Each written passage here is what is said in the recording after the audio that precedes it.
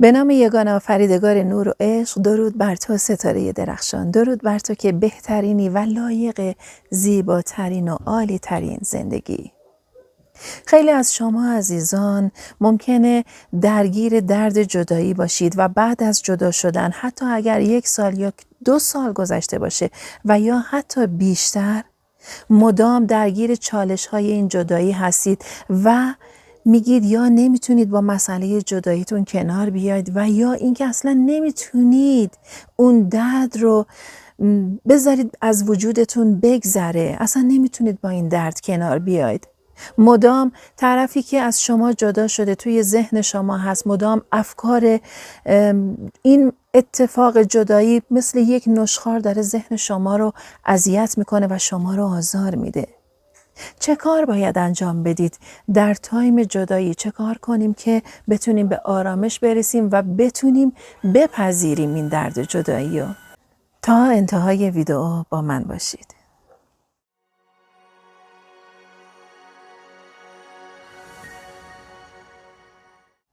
خب، وقتی که از شخصی جدا میشید و به خصوص وقتی که کسی شما رو ترک میکنه، اولین اتفاقی که برای شما میفته اینه که احساس میکنید چیزی درون شما کنده شده و این به این دلیله که شما ترک شدید. یعنی ترک کننده رابطه اصلا شما نبودید و شخص دیگه ای شما رو ترک کرده و به خاطر همین درگیر یک نوع شوک میشید. توی این موقعیت و توی این شرایط به خاطر شوکی که به شما وارد شده ممکنه شب و روز براتون خیلی دیر بگذره و دردهای خیلی زیادی رو تجربه کنید. و اصلا حالا کار به اون مسئله جدایی که چه کسی ترک کننده رابطه بوده نداریم. جدایی مثل یک نوع ترک اعتیاده. چرا؟ وقتی که شخصی معتاد به چیزی میشه، اعتیاد به چیزی داشته باشه، به اون چیز عادت کرده. توی مباحث رابطه چه اتفاقی میفته و علاوه بر این اعتیاد شخص درگیر چه چیز دیگه ای میشه؟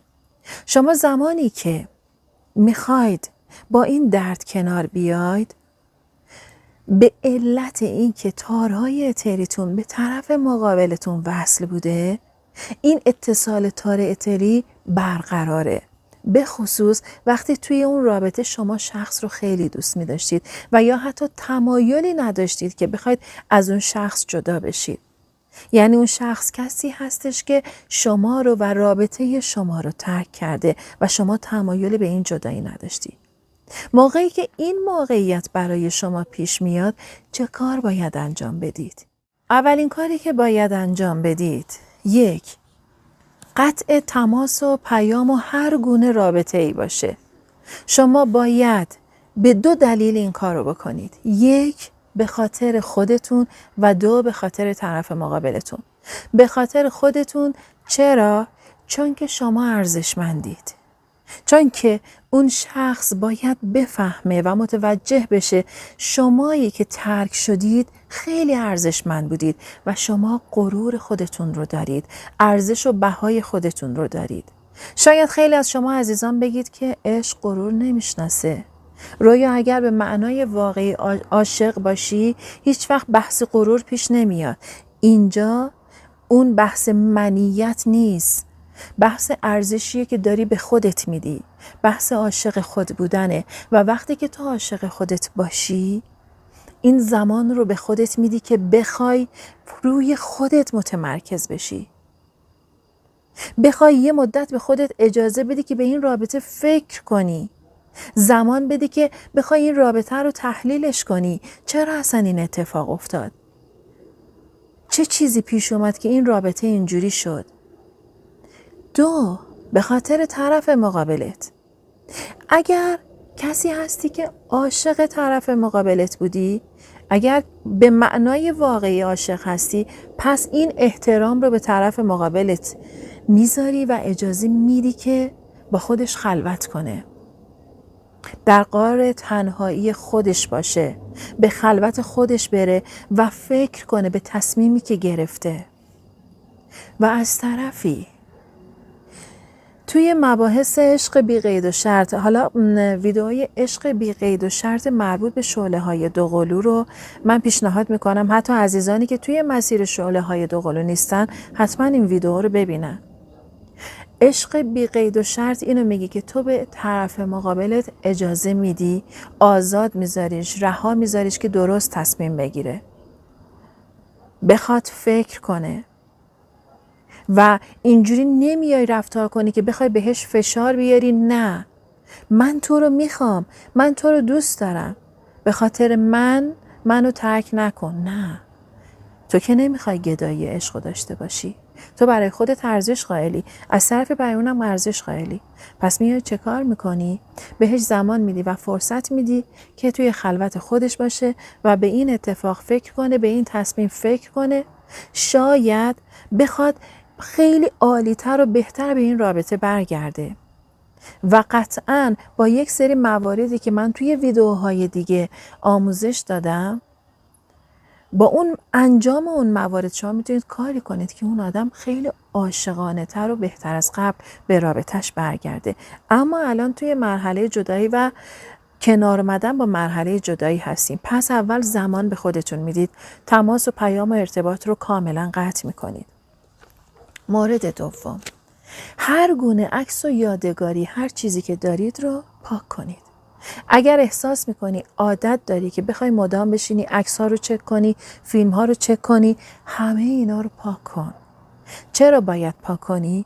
چون حتی اگر طرف مقابل تو شخص کارمیک بوده، شخص کارمیک رو من یک توضیح کوچولو میدم برای عزیزانی که ممکنه ندونن و سوال میکنن. یعنی کسی که وارد رابطه با تو میشه و مدام تو رو آزار میده. حالا یا اون شخص جز افراد خودشیفته است یا کسایی که مثلا به هر شکل تو رو آزار میدن، به تو خیانت میکنن و روح تو رو جریحه دار میکنن. به این افراد میگن افراد کارمیک. و زمانی که شما میای به خاطرات خوب و قشنگت نگاه میکنی، عکس و فیلم ها رو نگاه میکنی، باعث میشه که یادت بره چه رفتارهای بدی رو با تو داشته.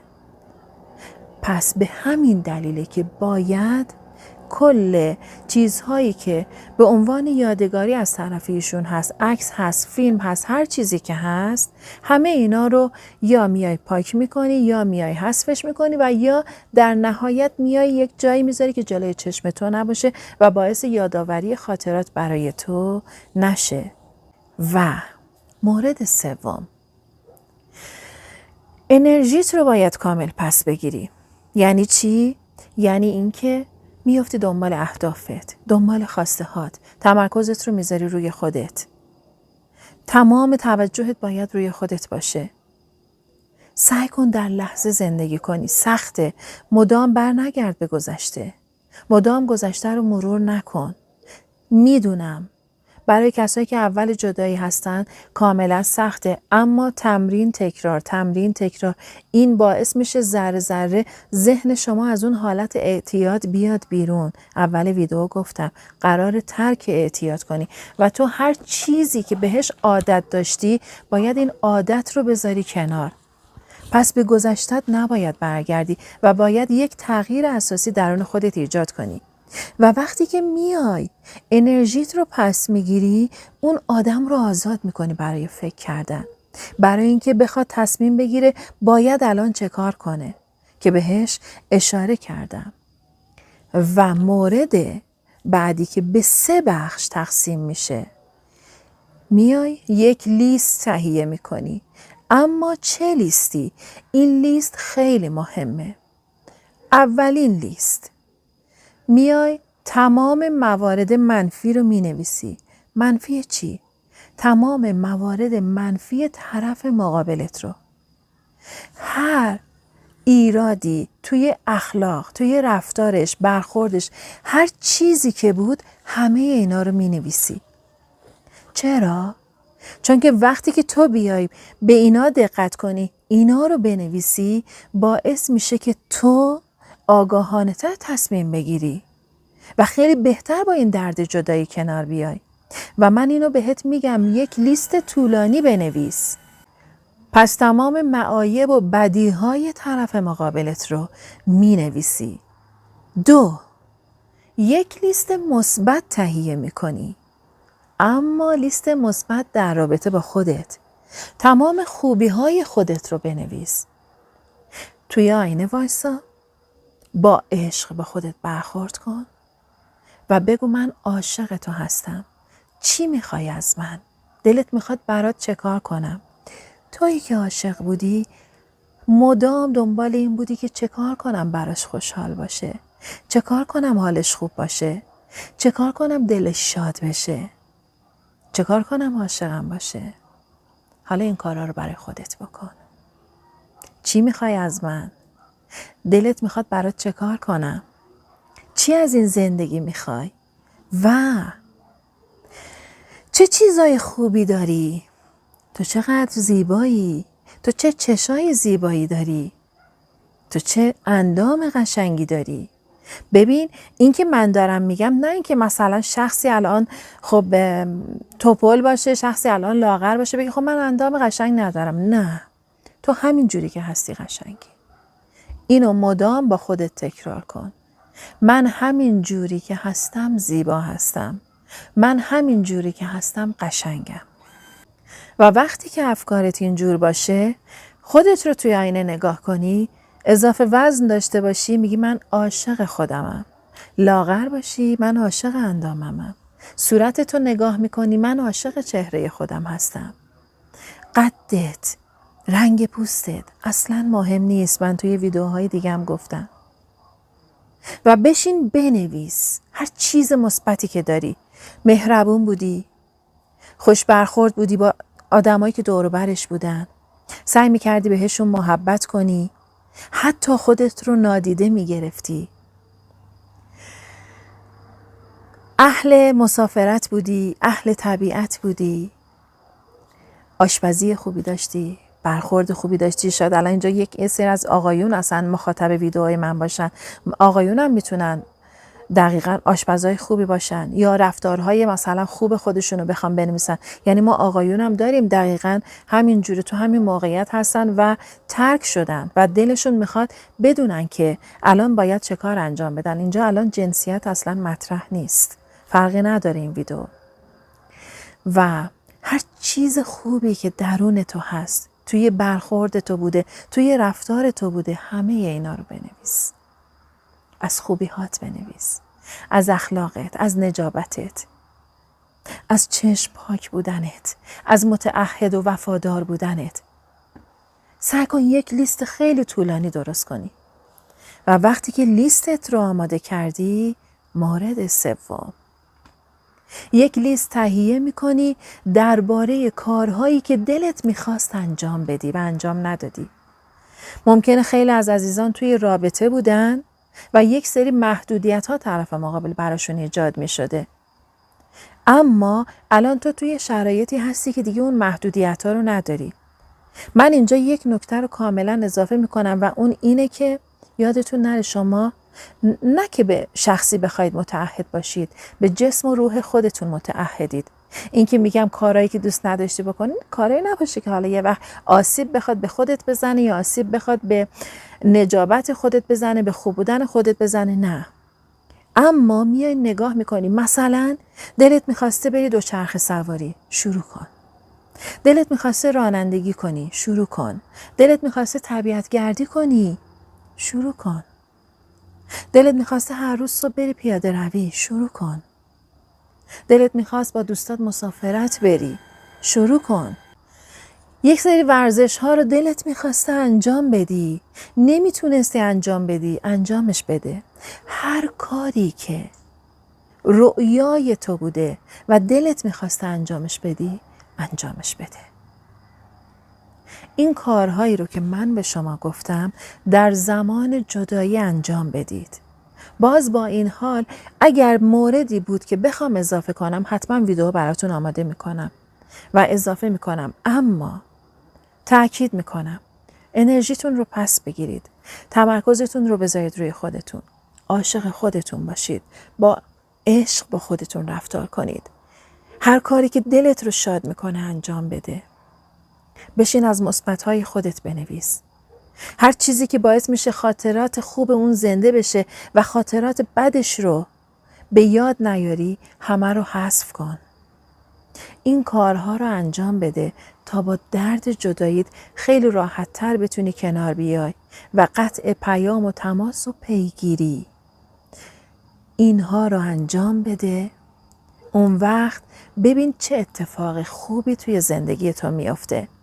اگر اون آدم زندگی تو باشه، وقتی این کارا رو انجام بدی، با مواردی که توی ویدیوهای قبل هم گفتم که تگشون میکنم، حتما ببینید این کارها رو انجام بدید، اون آدم بیقرار و بیتاب شما میشه و با عشقی خیلی بیشتر برمیگرده به رابطه با شما و قدردان شما میمونه.